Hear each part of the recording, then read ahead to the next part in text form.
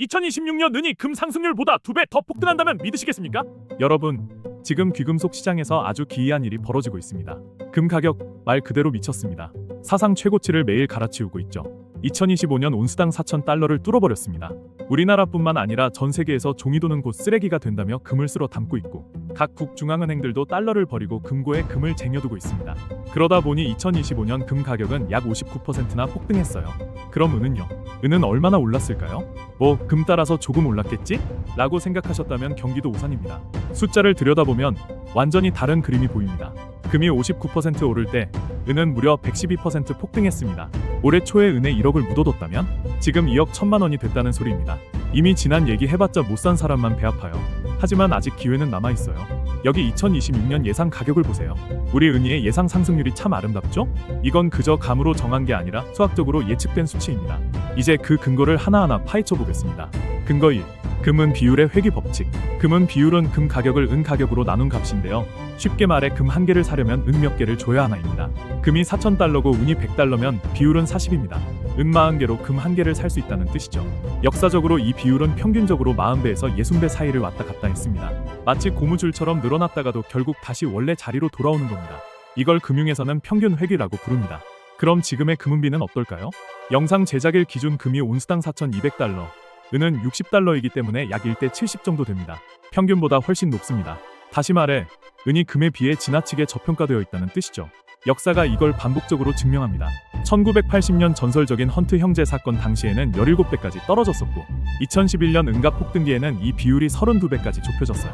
지금 70배라는 건 은이 금을 따라잡기 위한 출발선에 서 있다는 의미입니다. 만약 금이 2026년 약 5,000달러까지 간다고 가정해봅시다. 지금 4,200달러니까 약 18% 상승하는 시나리오죠. 그리고 이때 금은 비율이 과거 평균인 40배로 돌아온다면 125달러가 나와요. 현재 60달러 대비 약 106% 상승입니다. 2배가 넘어요. 좀 더 보수적으로 50배로 잡아볼까요? 그래도 100달러가 나옵니다. 이건 제 추측이 아니라 역사가 반복해서 증명한 패턴이기 때문입니다. 1980년에도 2011년에도 금은 비율이 벌어지면 결국 다시 좁혀졌습니다. 근거 2. 45년 된 천장을 뚫어버렸다. 은에게는 마의 벽 50달러가 있었습니다. 1980년 폭등했다가 50달러 앞에서 무너졌습니다. 30년 후인 2011년 양적 완화의 광풍 속에서 다시 50달러만 가면 두들겨 맞고 떨어졌죠.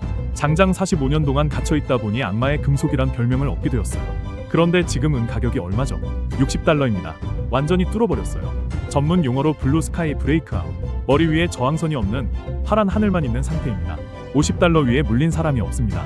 파는 놈은 없고 사는 놈만 있는 광기의 구간입니다. 기술적 분석상 이런 거대한 저항선을 뚫으면 기존 박스권 높이 50달러만큼 더 오르는 습성이 있습니다. 그래서 목표가 100달러가 나오는 겁니다. 근거 3. 재고가 없다.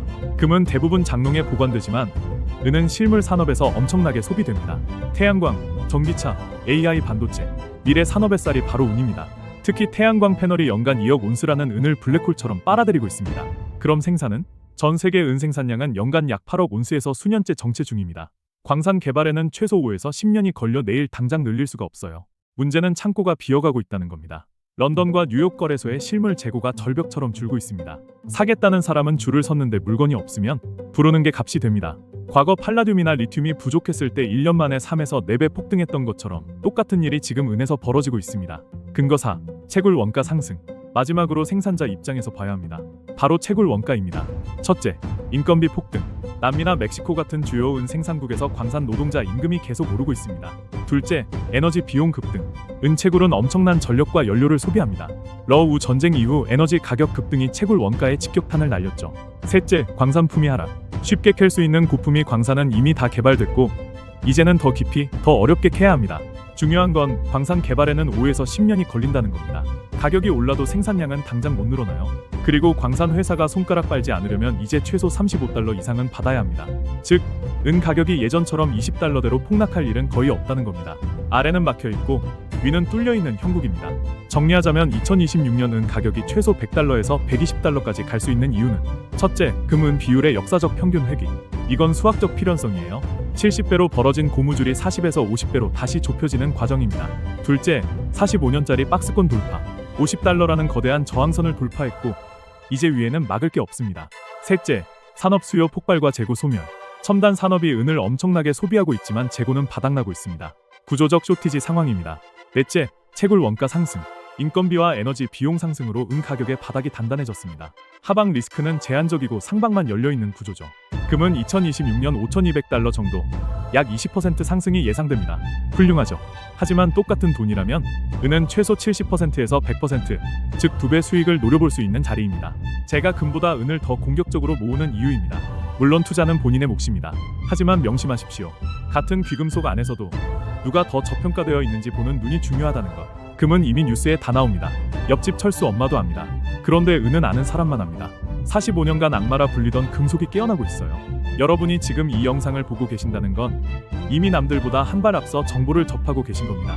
이 정보가 유익했다면 구독과 좋아요 눌러주시고 2026년 부의 추월 차선에 동승하시기 바랍니다. 다음 영상으로 원하는 주제가 있다면 댓글로 자유롭게 남겨주세요.